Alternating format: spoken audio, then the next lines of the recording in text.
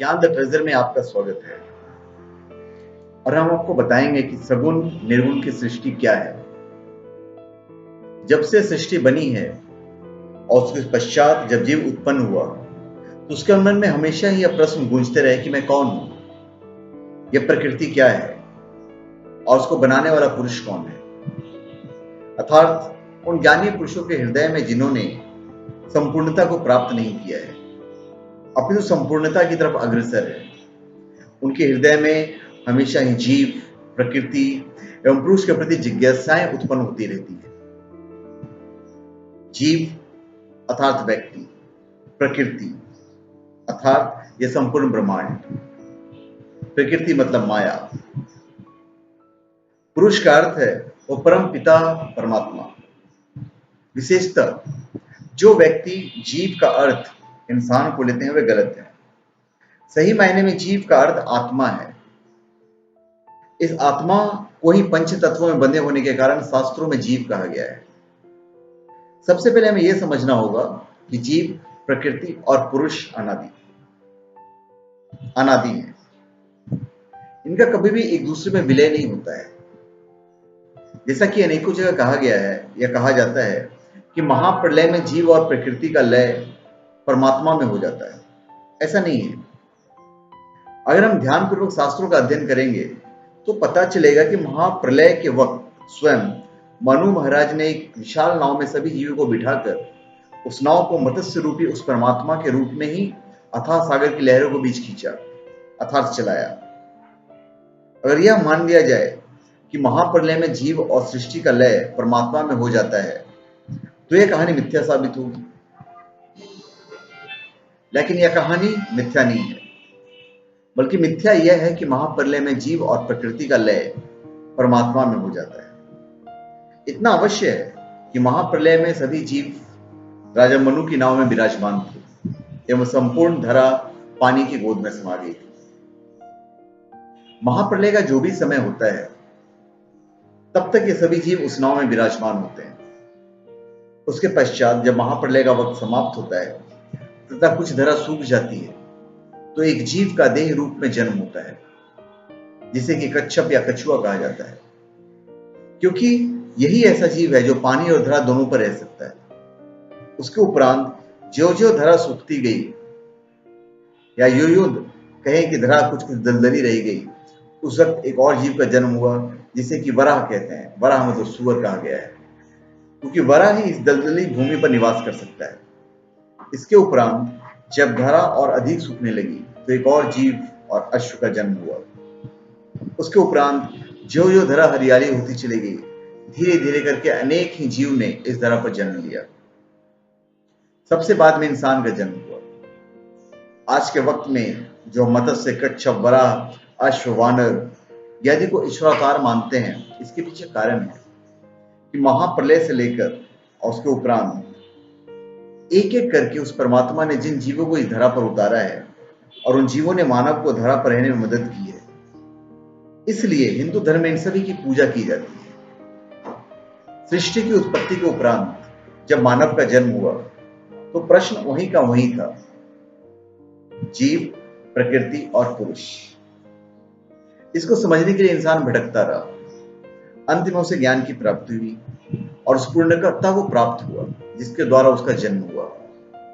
साधक के मन में हमेशा ही अनेकों प्रश्न उठते रहते हैं, जैसे ही परमात्मा सगुण है या निर्गुण, आकार है या निराकार।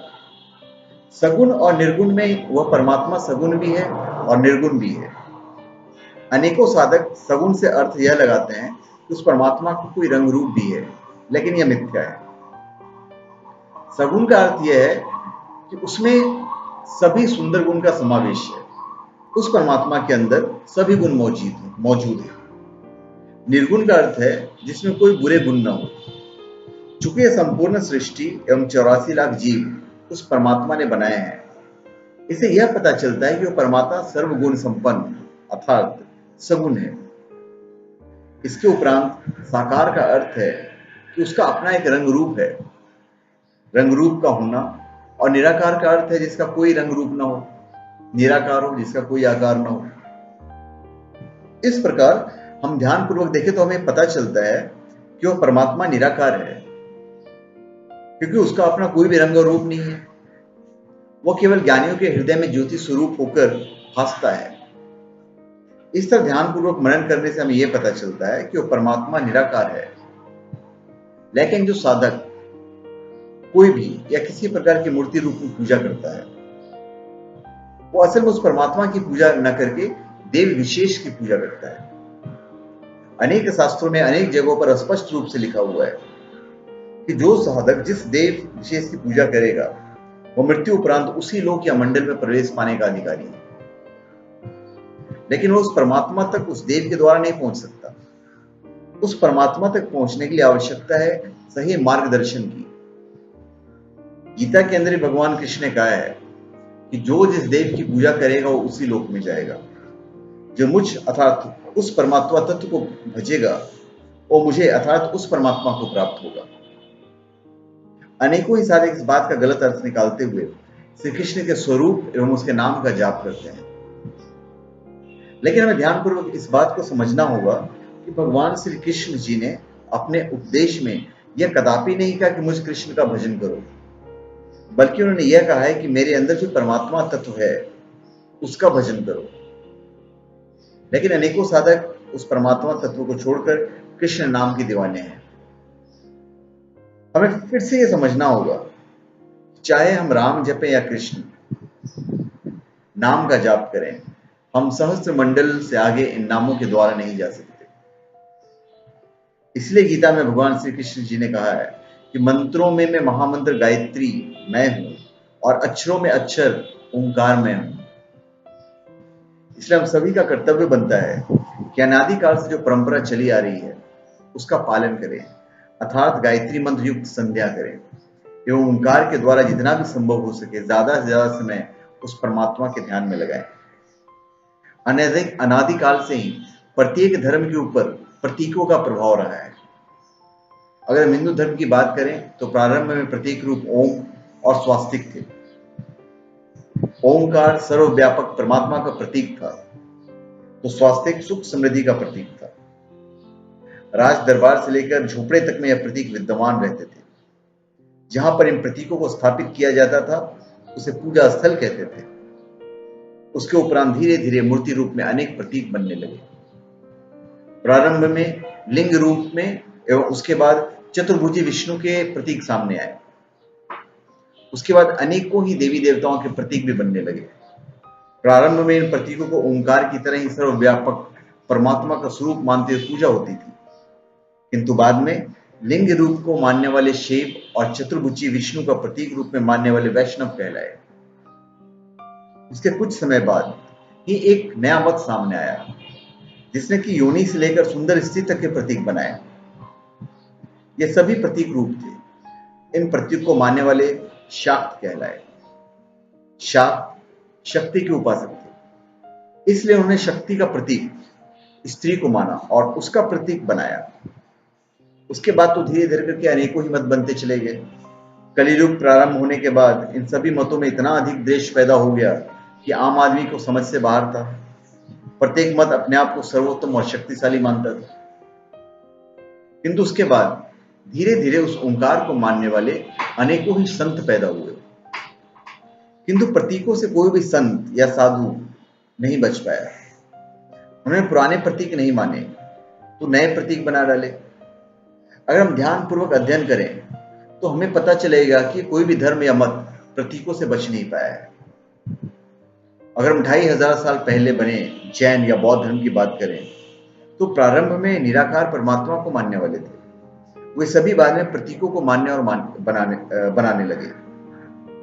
अगर कहा जाए कि जैन और बौद्ध धर्म दोनों नास्तिक हैं, कोई अतिशयोक्ति नहीं होगी, क्योंकि दोनों ही धर्म 24 तीर्थंकरों और महात्मा बुद्ध को परमात्मा मानते हैं।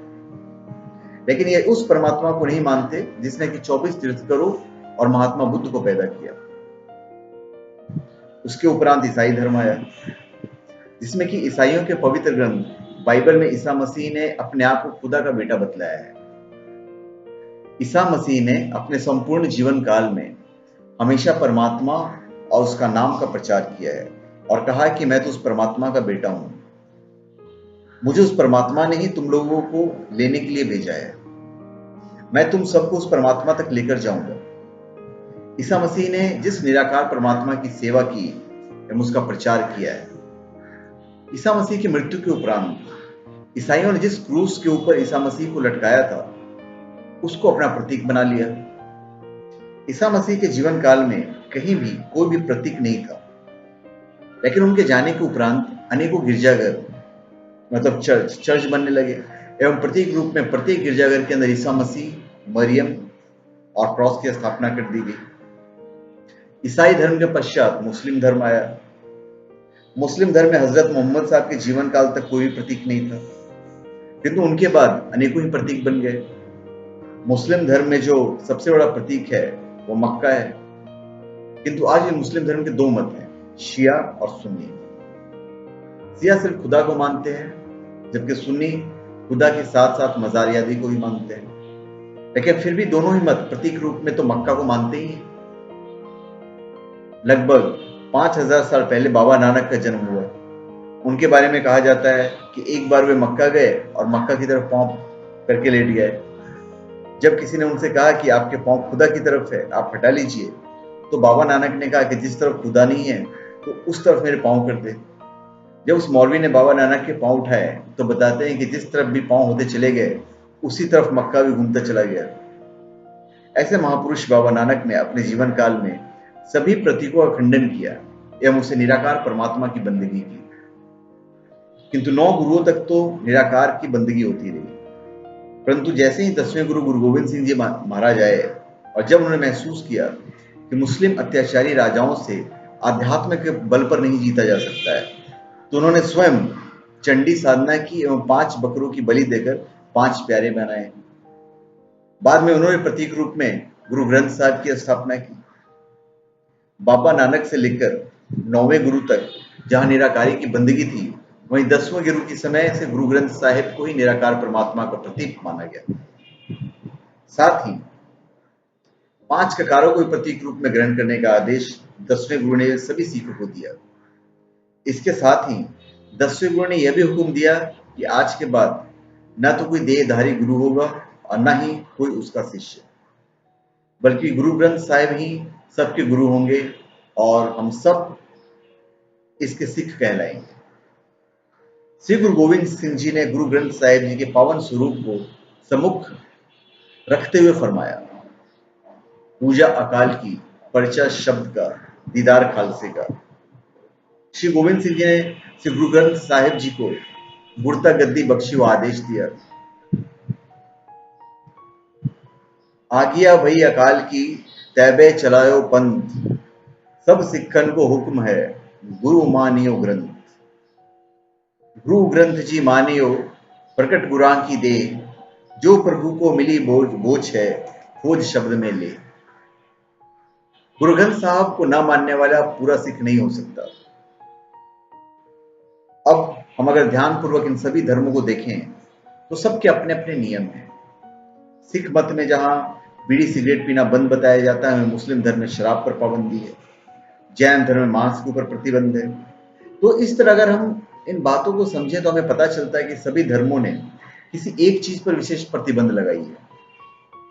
इसके उलट वही दूसरे धर्म में इस्तेमाल होती है। तो हमें सोचना होगा, समझना होगा कि क्या सही है और क्या गलत है। लगभग 150-100 साल पहले एक नया मत, जिसे कि राधा स्वामी कहते हैं, प्रकाश में आया। जब 10वें गुरु ने देहधारी गुरुओं के ऊपर प्रतिबंध लगा दिया था, तो राधा स्वामी ने 10वें गुरु के हुक्म का निरादर क्यों किया? इतिहास गवाह है कि कोई भी मत, वो चाहे कितना ही बड़ा क्यों ना हो, उसके नियम ज्यादा समय तक टिक नहीं पाते हैं, क्योंकि जो नियम किसी व्यक्ति विशेष ने बनाए हैं वो समय के चक्र से बंधे हुए हैं। इसलिए वो व्यक्ति विशेष अपने समय को ध्यान में रखकर जो नियम बनाता है वो अधिक समय तक नहीं टिक पाता है, क्योंकि समय की पहिया गतिशील है।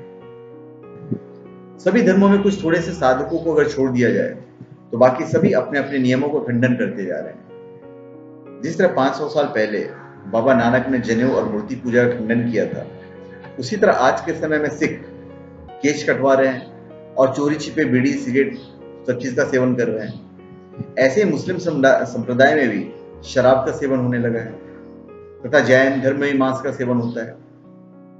अगर ध्यानपूर्वक हम अपने शास्त्रों, अपने समाज एवं अपने चरित्र का अध्ययन करें तो हमें स्वतः ही पता चलेगा कि हम सभी के अंदर कितना बदलाव आ गया है। हमें ध्यानपूर्वक अपने चेतन मन को योग निद्रा में पहुंचाना होगा और उसके उपरांत अवचेतन मन के निर्देशन में अपने कर्म करने होंगे। हम यही कहेंगे, हम चाहे किसी भी मत को क्यों न मानते हो, किंतु हमारा लक्ष्य वो मत नहीं है अपितु परमात्मा है। आपको जो भी मत अच्छा लगे आप उसी मत में रहकर उस परमात्मा को प्राप्त कर सकते हैं। सभी मत नियम भेद से अलग अलग हैं, किंतु सबकी मंजिल एक ही है। अगर हमारा ध्येय उस परमात्मा को पाने का है तो हम किसी भी मत के अंदर जो पूजा विधान है उसके द्वारा हम उस परमात्मा को प्राप्त कर सकते हैं। हमें किसी भी मत के सिर्फ पूजा विधान मात्र की आवश्यकता है, न कि उसके प्रतीकों एवं नियमों की, क्योंकि वह परमात्मा तो प्रतीकों एवं नियमों से परिनिराकार है। कोई भी प्रतीक और नियम उस परमात्मा को बांध नहीं सकता है। थोड़े बहुत जो नियम हैं, जैसे कि सूर्योदय से पहले उठना एवं समय पर संध्या या पाठ आदि करना, ये सिर्फ इसलिए है कि व्यक्ति के अंदर आलस ना आए और वो अनुशासनहीन न बन जाए। अगर हम यह समझें कि सभी नियम आवश्यक है तो यह सही नहीं है। अगर यह सही होता तो आज के जैन धर्म के अंदर श्वेतांबरी और पीतांबरी और दिगंबरी आदि अलग अलग मत न होते, क्योंकि जैन धर्म को स्थापित करने वाले भगवान महावीर तो एक ही थे। अगर यह मान लिया जाए कि भगवान महावीर या उससे पहले जिस किसी ने भी जैन धर्म की स्थापना की उसने सिर्फ एक ही मत बनाया होगा, क्योंकि आज तो 3-3 मत है। इस प्रकार सिखों में भी 10वें गुरु ने एक मत बनाया होगा, किंतु आज अनेक मत हैं। जैसे आज नीली पगड़ी वाले अलग हैं, पीली पगड़ी वाले अलग हैं और बाकी सब अलग हैं। इसी तरह सभी धर्मों का यही हाल है। इसलिए हमें उस परमात्मा के नाम एवं उस नाम को जपने में अनुशासन की आवश्यकता है। हमको धर्म एवं मतों के चक्रव्यूह को छोड़कर उस परमात्मा के निज नाम का ही जाप करना चाहिए। परमात्मा के निज नाम को सभी धर्मों एवं मतों ने स्वीकार किया है। फिर क्यों हम सभी परमात्मा के निज नाम को छोड़कर धर्म जाल के चक्रव्यूह में फंसे हुए हैं? आज तक ना तो कोई ऐसा धर्म बना है, ना ही कोई ऐसा मत बना है और ना ही कोई ऐसा सिद्ध महापुरुष पैदा हुआ है जिसने उस परमात्मा के निज नाम को स्वीकार नहीं किया हो। सभी ने उस परमात्मा के निज नाम का जाप किया है और उसके द्वारा ही उस परमात्मा का साक्षात्कार किया है। इसलिए हम सभी को परमात्मा के उस निज नाम का जाप करना होगा, तभी वह परमात्मा हमें प्राप्त होगा और हम उस परमात्मा रूपी अथाह सागर की लहरों को आनंद ले सकते हैं। तो धन्यवाद। आप हमारे चैनल पे सब्सक्राइब करें और अपने कमेंट दीजिए। धन्यवाद।